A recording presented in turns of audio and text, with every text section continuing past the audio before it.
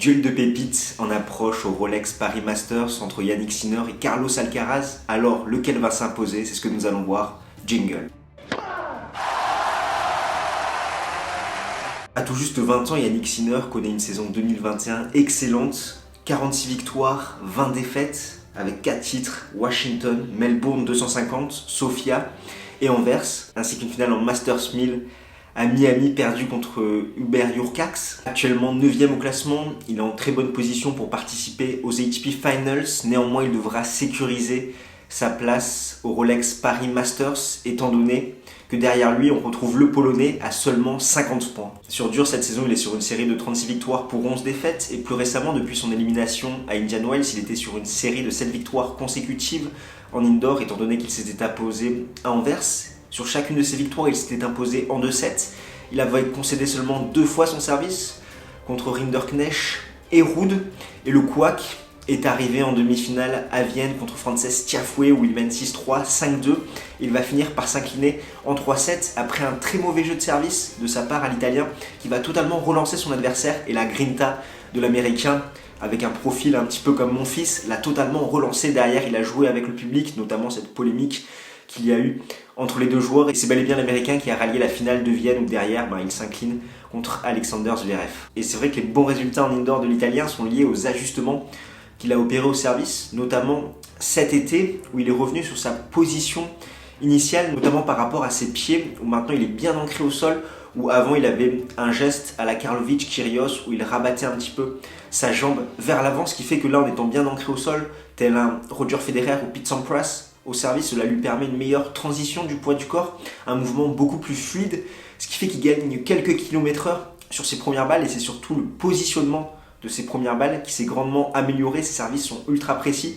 On l'a vu en finale à Anvers contre Schwartzmann où il trouvait les angles, les bonnes zones qui faisaient mal, et c'est pour ça qu'il a réussi à sécuriser ses engagements en indoor. Avant de passer à l'analyse de Carlos Alcaraz, si tu es un passionné de tennis et que tu ne veux rien manquer de notre couverture du Rolex Paris Masters, je t'invite à t'abonner à notre chaîne YouTube et à cliquer sur la petite cloche pour être notifié dès que nous sortons une nouvelle vidéo. Et bien évidemment, si cette vidéo t'a plu, je t'invite vivement à nous mettre un petit pouce bleu, ça fait toujours plaisir et c'est bon pour le référencement. L'autre teenager de ce Rolex Paris Master est bien évidemment Carlos Alcaraz. À 18 ans, le protégé de Juan Carlos Ferrero ne cesse de nous impressionner et de progresser.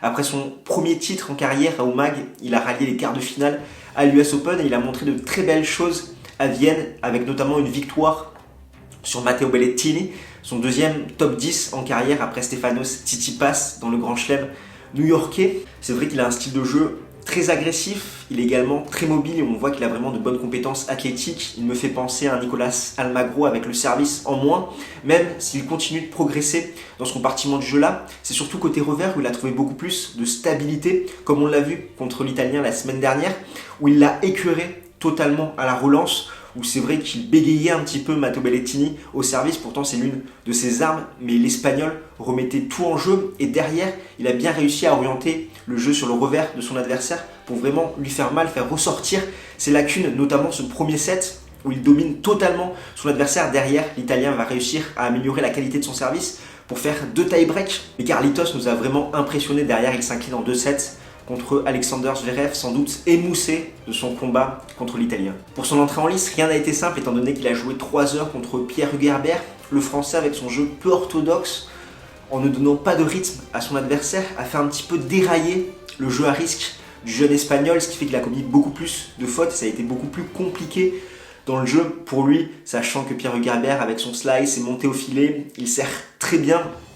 Ça a bien perturbé Carlitos qui a fini par s'imposer 7-5 au 3e set. Au niveau des face-à-face, il y a 1-0 pour Alcaraz, seulement si on prend en compte le circuit Challenger. Ils se sont rencontrés les deux joueurs au Challenger d'Alicante en 2019 où l'Espagnol sur terre battue s'était imposé en 3-7. Et c'est vrai qu'au niveau des clés tactiques, contrairement à son premier tour contre Pierre Hugerbert, dans ce match, Alcaraz va avoir beaucoup plus de rythme. Les deux joueurs aiment bien s'installer.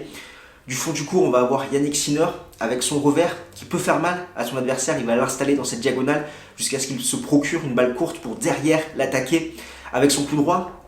Alcaraz, lui, devra se montrer agressif, trouver le bon dosage entre sécurité et agressivité, notamment avec son coup droit où il peut faire mal à son adversaire. Il ne devra pas hésiter à terminer les points au filet pour raccourcir un petit peu les échanges. On sait qu'il a joué la veille 3 heures, donc ça va sans doute peser dans les pattes, à voir comment il va le récupérer.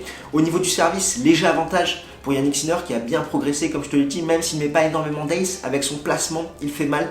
Il arrive vraiment à sécuriser ses engagements. À la relance, les deux joueurs sont très à l'aise dans ce compartiment du jeu là, mais c'est vrai qu'avec son service, l'Italien peut prendre l'avantage. C'est pourquoi au niveau de mon pronostic, je vois une victoire de Yannick Sinner en 2-7. Et toi, qu'est-ce que tu en penses? Je te propose qu'on en débatte ensemble dans les commentaires et nous on se retrouve très vite pour analyser une autre affiche de ce Rolex Paris Masters. D'ici là, porte-toi bien. Ciao ciao tout le monde.